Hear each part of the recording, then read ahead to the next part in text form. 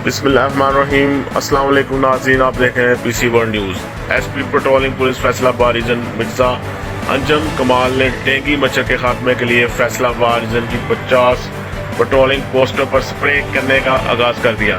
District DSP patrolling Faisalabad DSP Malik Mohammad मीन की ज़ेरे निगरानी पेट्रोलिंग पोस्ट हाई पर स्प्रे की जा रही है ताकि पेट्रोलिंग पोस्ट हाई पर मुकीम मुलाजमीन डेंगू मच्छर से महफूज रहें।